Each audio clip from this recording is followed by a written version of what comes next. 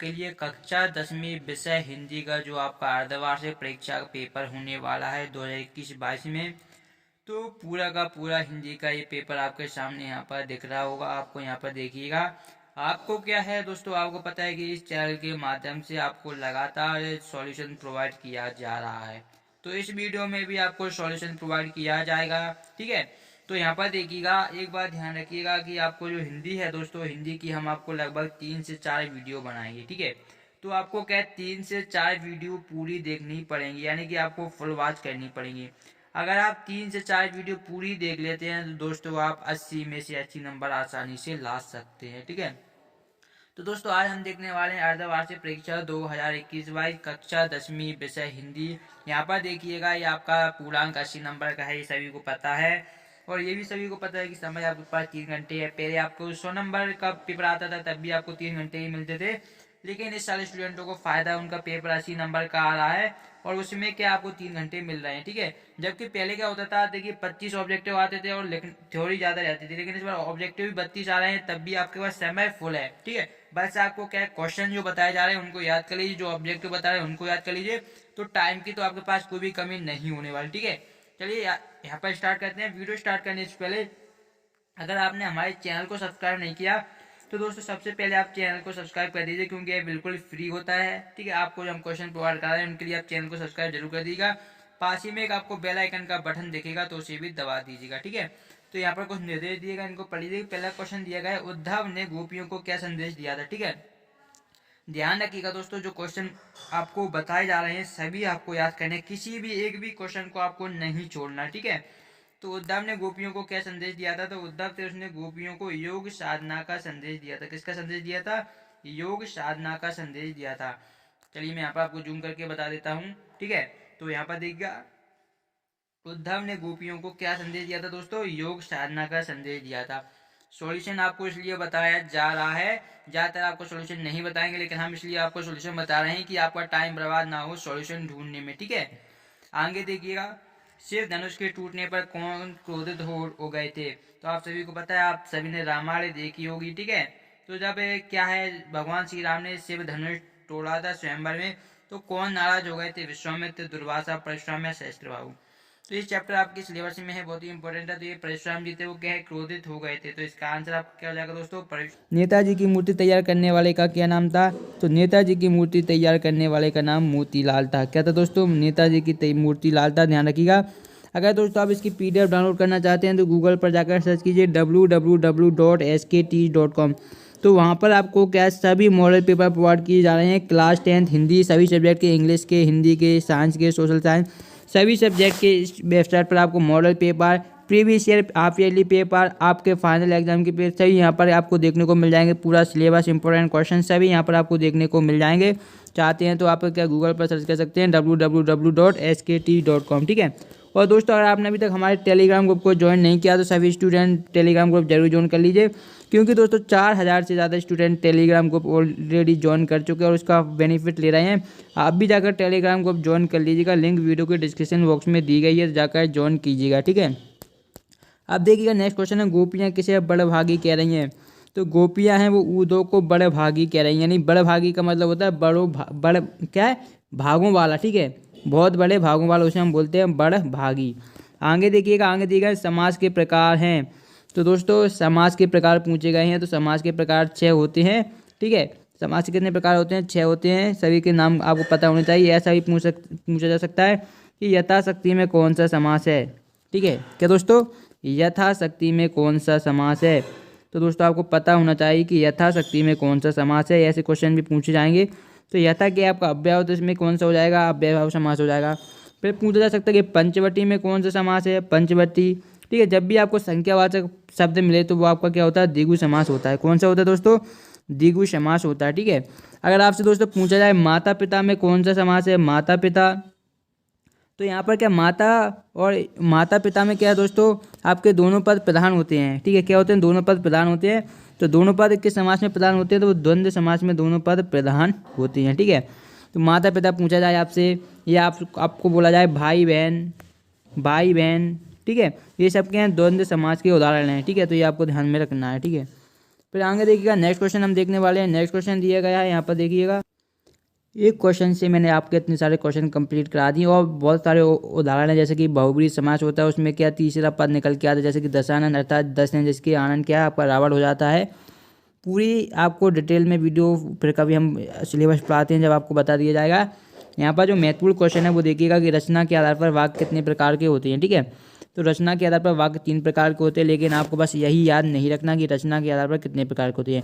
आपको 2 चीज़ें ध्यान में रखनी है। एक आपको ध्यान में रखना है रचना, मैं यहाँ पर लिख के आपको बता देता हूँ। एक आपको रखना है रचना और एक आपको ध्यान रखना है अर्थ। ठीक है, दोनों आपको ध्यान रखने हैं। तो रचना के आधार पर वाक्य कितने प्रकार के होते हैं, रचना के आधार पर 3 प्रकार के होते हैं, जबकि अर्थ के आधार पर करें तो यहाँ पर 8 प्रकार के होते हैं। अब ज़्यादातर स्टूडेंट इसे भूल जाते हैं, तो कैसे याद रखें, तो यहाँ पर ध्यान रखिएगा जो आपकी रचना में कितने शब्द हैं 1 2 3, तो प्रकार कितने 3। ठीक है, अगर आपको एक याद है तो दूसरा तो आपको पता चल जाएगा कि अर्थ के आधार पर कितने प्रकार के होंगे, 8 प्रकार के होंगे। ठीक है, तो आई होप ये आपको क्लियर समझ में आ गया होगा दोनों। अब देखिए रिक्त स्थान दिए गए हैं, तो रिक्त स्थान ध्यान से देखिएगा क्योंकि रिक्त स्थान बहुत ज़्यादा इंपॉर्टेंट होते हैं। देखिए पहला नेताजी की चश्मा गद्य की विधा है, तो किस प्रकार की विधा है हमें बताना है। फिर दिया गया है जॉर्ज पंचम की मूर्ति पर नहीं थी, टेढ़ी की मुहावे का तथा कठिन का। इन सभी क्वेश्चनों के आंसर के बारे में भी मैं आपको बताऊंगा कहाँ पर मिलेंगे। सूरदास जी मुख्यतः कवि हैं, सभापति का भाषण में छपा था, पंचवटी समाज का उदाहरण। तो मैंने आपको अभी बताया था पंचवटी के समाज का उदाहरण है, अगर आपने ऊपर वीडियो देखी होगी पूरी ध्यान से देख रहे होंगे। मैंने आपको पहले ही कहा कि 3 से 4 ओनली वीडियो आएंगी, अगर इन 3 से 4 वीडियो को आप देख लेते हैं तो दोस्तों आप 80 में से 70 से 75 अंक आसानी से स्कोर कर सकते हैं। ठीक है, बाकी डिपेंड आपके ऊपर करता है कि आप देखते हैं या नहीं देखते। ठीक है, और इस वीडियो को लिए अभी तक आपने लाइक का बटन नहीं दबाया तो वीडियो के लिए लाइक का बटन जरूर से दबा दें, क्योंकि काफ़ी मेहनत से हम आपके लिए क्वेश्चन सेलेक्ट करते हैं। तो लाइक का बटन दबा दें, चैनल को सब्सक्राइब नहीं करें चैनल को भी सब्सक्राइब कर दें। ठीक है, देखिए फिर छायावाद के प्रमुख कवि हैं। देखिए छायावाद को हमने आपको याद करने की ट्रिक भी बताई थी। ठीक है, तो अगर आपने वो वीडियो नहीं देखी तो लिंक डिस्क्रिप्शन बॉक्स में मिल जाएगी, तो वहाँ से जाकर देख सकते हैं। ठीक है, इन सभी क्वेश्चनों के आंसर आपको गूगल पर जाकर आप सर्च कीजिए www.skt.com। आप ये आप सर्च कीजिए कि class 10th Hindi half yearly paper solution, last में लिख दीजिए SKT। ध्यान रखिएगा SKT जरूर लास्ट में लिखिएगा। ठीक है, तभी आपको इन सभी क्वेश्चनों का सॉल्यूशन मिलेगा, वहाँ पर आपको इन सभी क्वेश्चनों का सॉल्यूशन मिल जाएगा, या आप टेलीग्राम ग्रुप भी ज्वाइन कर सकते हैं, वहाँ पर भी मिल जाएगा। ठीक है, सही जोड़ी का आंसर मैं आपको यहीं बता देता हूँ। देखिए मैं क्यों लिखता हूँ, इसका आपका आगे हो जाएगा, क्या हो जाएगा, आगे हो जाएगा बाल गोविंद भगत, इसका कबीरपंथी हो जाएगा। माता का चल शिव पूजन सहाय हो जाएगा। गद्य हमारी यह स्वाभाविक अभिव्यक्ति है। ठीक है, रस काव्य की है, रस काव्य की आत्मा है। माता पिता में द्वंद्व समास है। इस तरीके से आपके आंसर है। मैंने आपको बताया था कि जब दोनों पद प्रधान हो, माता पिता आए, भाई बहन आए, दुख सुख आए, तो इनमें सभी में क्या होगा, द्वंद्व समास होंगे। ठीक है, द्वंद्व में भी आपको क्या देखने को मिल रहा है, 2 दाम मिल रहे हैं। ठीक है, यानी कि दोनों पद क्या होने चाहिए, प्रधान होने चाहिए। ठीक है, आप दिए गए निम्नलिखित प्रश्नों के उत्तर एक शब्द वाक्य में हमें देने हैं। देखिए पहला दिया गया है कि यथाशक्ति में कौन सा समास है। मैंने आपको एग्जाम्पल ही बताया था समास में कि यथा क्या है दोस्तों, आपका अव्यय है। ठीक है, यथा क्या है दोस्तों, आपका अव्यय है, तो यथाशक्ति में आपका कौन समास हो जाएगा, यथाशक्ति में दोस्तों आपका अव्ययी भाव समास हो जाएगा। ठीक है, फिर दिया गया था माता का आंचल में कहाँ की संस्कृति का अंकन हुआ है। तो माता के आंचल में जो संस्कृति का अंकन हुआ है दोस्तों वो आपकी है देहाती संस्कृति है। किस प्रकार की संस्कृति है, देहाती संस्कृति है। फिर आता है साहित्य लहरी किसकी रचना है, तो साहित्य लहरी देखिए साहित्य लहरी सूरदास जी की रचना। सूरदास जी की प्रमुख रचना है सूर सागर, एक तो आपकी सूर सागर हो जाएगी। ठीक है, सूर सागर। दूसरी आपकी सूर सारावली, सूर सारावली। ठीक है, 2 रचनाएं हो गई। और जो तीसरी है वो है साहित्य लहरी। क्या है दोस्तों, साहित्य लहरी। ऐसे भी पूछ सकते हैं कि साहित्य लहरी किसकी रचना है, या ये भी पूछ सकते हैं कि सूर सागर किसकी रचना है, या सूर सारावली किसकी रचना है। तो तीनों के नाम आपको पता होने चाहिए कि सूरदास जी की ही रचनाएं हैं। ऐसा भी पूछा जा सकता है कि जो आपकी रामचरितमानस है किसकी रचना है, तुलसीदास जी की रचना है, ये भी ध्यान में रखिएगा। कविता बली किसकी है, तो ये भी तुलसीदास जी की है। दोहा बली किसकी है, तुलसीदास जी की है। ये सभी ध्यान में रखने हैं। ठीक है, एक से अधिक अर्थ देने वाले शब्द कहलाते हैं, तो अनेकार्थी शब्द कहलाते हैं। क्या कहलाते हैं, अनेकार्थी शब्द। ठीक है, अब देखिएगा भारत किस वर्ष स्वतंत्र हुआ था, तो भारत 1947 में स्वतंत्र हुआ था। सुभाष चंद्र बोस की मूर्ति कहाँ लगी हुई थी, तो कस्बे के चौराहे पर लगी हुई थी। सभ्यता किसका परिणाम है, सभ्यता संस्कृति का परिणाम है। अब यहाँ पर शत दिए गए, इन्हें भी देख लीजिएगा एक बार, ध्यान लगाइएगा। बाल गोविंद भगत ग्रस्त नहीं थे, तो असत हो जाएगा। वीर रस का स्थायी भाव क्रोध है, तो ये भी आपका असत हो जाएगा। परशुराम के क्रोध को देखकर लक्ष्मण डर गए थे, तो ये भी असत्य है। चौपाई छंद में 18 मात्रा होती हैं, तो ये भी असत्य है। कामायन आधुनिक काल का श्रेष्ठ महाकाव्य है, तो बिल्कुल सत्य है। छायावाद के जनक सुमित्रा नंदन पंत है, तो ये आसक्त हो जाएगा, क्योंकि छायावाद के जो दोस्तों जनक हैं वो जयशंकर प्रसाद हैं। कौन है? ये मैं आपको आंसर इसलिए बता रहा हूँ क्योंकि क्वेश्चन पूछा जाता है कि छायावाद के जनक कौन है, तो आपको याद होना चाहिए कि जयशंकर प्रसाद छायावाद के जनक हैं। ठीक है, जयशंकर प्रसाद। ठीक है, पे क्वेश्चन भी देख लीजिए, जो क्वेश्चन आपके एग्जाम में आपको अर्धवार्षिक में देखने को मिल सकते हैं, काफ़ी सारे। पहला है, लक्ष्मण ने वीर उद्धव की क्या क्या विशेषताएं बताई है? गोपियों द्वारा उद्धव को भगवान कहने में क्या व्यंग निहित है? सेनानी न होते हुए भी चश्मे वाले को लोग कैप्टन क्यों कहते हैं? मर्यादा न लही के माध्यम से कौन सी मर्यादा न रहने की बात कही जा रही है? गोपियों के अनुसार राजा का धर्म क्या होना चाहिए? इसी प्रकार देखिएगा दोस्तों, ये अभी आपको पता है, मैंने आपको बताया था फर्स्ट वीडियो है, इसके बाद आपको 2-3 वीडियो और देखने को मिलेंगी। अगर आप फुल वीडियो पूरा आप जो हम आपके लिए वीडियो लाने वाले हैं हिंदी के लिए, अगर पूरी देखते हैं तो मैं बार बार बोल रहा हूँ 70 से 75 अंक आप 100% लाने वाले हैं। ठीक है, तो वीडियो को सभी देखिएगा, जितनी भी वीडियो आने वाली हैं लगातार आपको देखने को मिलेंगी।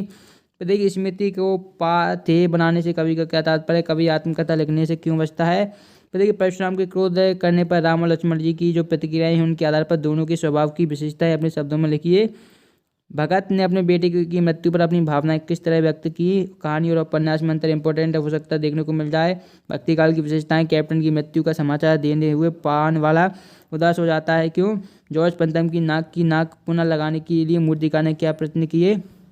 महाकाव्य और खंडकाव्य में अंतर दोस्तों आपको 100% देखने को मिलेगा। महाकाव्य और खंड का लगभग हर साल पूछा जाता है, कभी 2 अंतर पूछे जाते हैं 2 अंक में, कभी 3 अंतर पूछे जाते हैं 3 अंक में, कभी 4 अंतर पूछे जाते हैं 4 अंक में। तो ध्यान रखिएगा। किन्हीं 2 महाकाव्यों के नाम लिखती है, उनके लेखकों के नाम लिखिए। तो महाकाव्य सबसे पहले आपको ध्यान, महाकाव्य जब भी है सबसे पहले आपको ध्यान आना चाहिए रामचरितमानस। रामचरितमानस जो नाम लिखना है आपको तुलसीदास जी का है। एक आप लिख सकते हैं कामायनी का, जयशंकर प्रसाद का जो मेन प्रसिद्ध है फेमस महाकाव्य है। ठीक है, गीत का छंद की परिभाषा, हरिगीत का छंद की परिभाषा, सभी छंद आपको परिभाषाएं याद होनी चाहिए, एग्जाम्पल भी याद होने चाहिए। वीर रस, देखिए मैंने बोला था आपको कि आपको सभी जो रस हैं आपके सभी रसों के आपको स्थायी भाव पता होने चाहिए। स्थायी भाव क्या दोस्तों आपके जो ऑब्जेक्टिव में पूछे जाते हैं, जबकि उनके एग्जाम्पल उदाहरण होते हैं वो आपके 2-3 अंक में पूछे जाते हैं, तो आपको दोनों पता होने चाहिए। निबंध शब्द का अर्थ बताते हुए बाबू गुलाब राय के अनुसार निबंध की परिभाषा लिखिए। तो जो निबंध है वो नी प्लस बंध से मिलकर बना है। किसे? नी प्लस बंध से मिलकर बना है, जिसका अर्थ होता है अच्छी तरह बंधी हुई परिमार्जित पूर्ण रचना से है। ठीक है, निबंध अपने आधुनिक में जो आपका ऐसे शब्द का पर्याय है, आप जानते हैं इंग्लिश में से ऐसे बोलते हैं। इस तरीके से रसों के अंगों के नाम लिखिए, तो अब पता है आपको, मैंने आपको ऊपर बताया भी था कि रस के आपके क्या है 4 अंग होते हैं। पहला आपका होता है स्थायी भाव, मैं आपको फिर एक बार बता देता हूँ जिससे आपको याद हो जाए, बार बार इसलिए आपको बताए जा रहे हैं जैसे कि आपको याद हो जाए। ठीक है, तो देखिए रस के अंग, देखिए पहला आपका स्थायी भाव होता है, यहाँ पर ध्यान से देखिएगा, स्थायी भाव। ठीक है, पहला स्थायी भाव। दूसरा आपका हो जाएगा विभाव, तीसरा आपका हो जाएगा अनुभाव, और चौथा दोस्तों आपका हो जाएगा संचारी भाव। ठीक है, संचारी भाव, चारों आपको याद रखने हैं। संचारी भावों की संख्या भी पूछी जाती है, कभी कभी क्या पूछे जाते हैं कि कितने संचारी भाव हैं, तो संचारी भाव की मैं आपको संख्या बता देता हूँ। संचारी भावों की वो संख्या है दोस्तों वो 33 है, यानी कि 33 है। ठीक है, अब दिएगा निम्नलिखित के समास विग्रह की तरह समास का नाम लिखिए। महानगर, लाभ, हानि, राजभवन। स्थायी भाव एवं संचारी भाव में अंतर, आपको इसे याद कर लेना बहुत ही अच्छी तरीके से, काफ़ी बार पूछा गया है फाइनल एग्जाम में भी। पर निम्नलिखित में से किसी एक विषय पर संवाद लिखिए। कंप्यूटर का आविष्कार, गणतंत्र दिवस, आतंकवाद, कोरोना वायरस और दीपावली।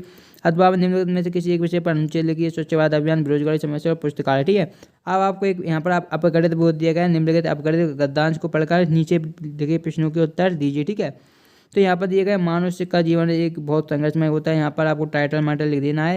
यहाँ पर देखिए निम्नलिखित में किसी गद्यांश का भावार्थ लिखिए तथा आपको आंसर बताने हैं। तो सूरदास अथवा जयशंकर प्रसाद का साहित्यिक परिचय लिखना है, यानी कि आपको कवि परिचय लिखना है।